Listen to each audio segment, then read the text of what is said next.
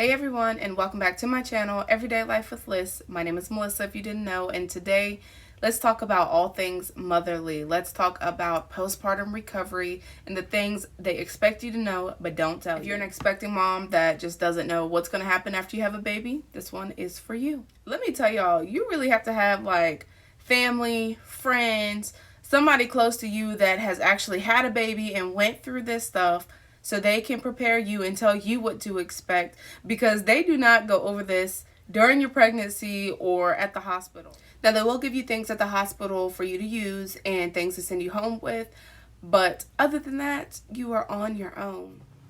So for me, I don't have any siblings, and I was the first one out of all my friends to get pregnant. And luckily, my boyfriend's sister had told me what I needed to buy and pretty much what was going to happen. So without further ado, okay, so first things first, you are going to swell up like a balloon. Now, probably towards the end of your pregnancy, around week 30 plus, you are going to start swelling. And you're probably going to stay swollen about 2 weeks or so after you deliver. But it gets better. You will see your feet again. You are definitely going to be bleeding for 3-4 weeks after you deliver. So it's like all 9 months of not having a period hits you at one time as soon as your baby comes out, and you don't stop for weeks. And you're definitely going to have blood clots come out along with that. It's just like another period, but the blood clots are going to be a lot bigger. You also want to keep an eye on the size of the blood clots, because I think they said if they get bigger than your fist, especially when you're at home, you want to call the doctor because you could be hemorrhaging. The next would have to be using the bathroom. This definitely takes a while, and it is a process that you have to go through. So when you go pee, it is going to burn, especially if you got stitches, and you're not going to be able to wipe. So what they do is they give you a skin cleanser, which is what they gave me at the hospital, and you're going to spray yourself down there.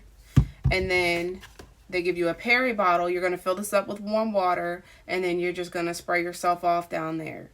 And then they gave us this Dermablast, which is for burning and itching. You're going to spray this down there, and then you'll be able to pat dry. So when you're done peeing, what they provide for you at the hospital for you to wear is mesh underwear. And then you're going to put your pad in there, which goes all the way from your front to your back. It's humongous. And then they give you an ice pack to go in your pad, so it sits directly on your pad like that. And then you're going to pull all that up and go on about your business. Now, when you poop, you are going to be able to wipe, and the hospital is going to be giving you stool softeners throughout your stay. They're going to be sending you home with stool softeners as well, and I would definitely recommend taking them, because if you don't, you are going to get constipated, and it is going to hurt like hell coming out. I remember I forgot to take mine like for a couple of days, and I was grabbing onto the wall screaming because it hurt so bad. It just reminded me of pushing the baby out again. The next would have to be contractions. You are still going to contract after you deliver, so your uterus can get back to its normal size, and they hurt. Now, I ended up getting this wishgarden herb supplement to help with the contractions. And for me, I didn't use this the 4th time around. I used it during my 2nd child, and it definitely helped with the contractions. You take 1 drop and put it in water like every 4 to 6 hours. I can't really see because it's faded on here. I've had it for a long time, and I'll link the item in the description below. But you guys could purchase this. I think I got this from Amazon. This is what the front looks like.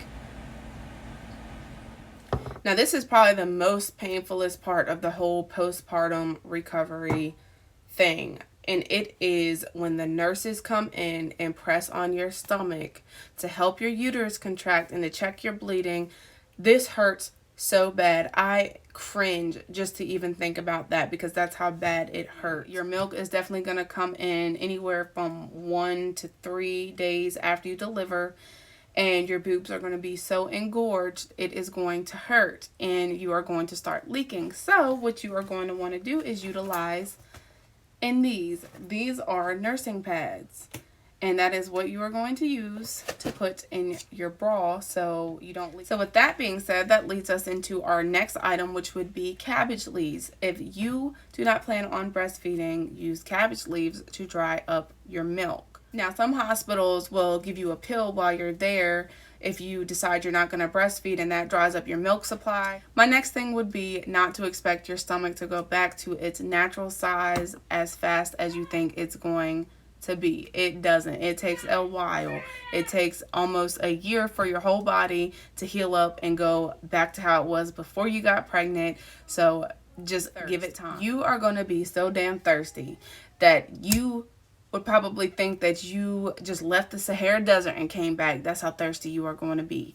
Now would be the time to utilize and drinking water and Gatorade and just stay hydrated. And finally, you are just going to be peeing a lot after you deliver. You are going to be peeing so much it seems like you have endless trips to the bathroom. But that happens because when you pushed, you weakened your bladder muscles and it's hard for you to hold your pee. Another thing that I find useful is to have a caddy that has all your supplies in it. So when you do use the bathroom, you have all this stuff close by so you don't have to get up off the toilet. I just put mine over top of my toilet, and it has my pads, the witch hazel pads, breast pads, and all the sprays that I need for the hospital. And it just sits right up there until I use it. Well, guys, that's all I have for you today. I hope this helped some new moms out. If it did, let me know. I hope you enjoyed the video. Like, comment, and subscribe to my channel for future videos, and I will see you in the next.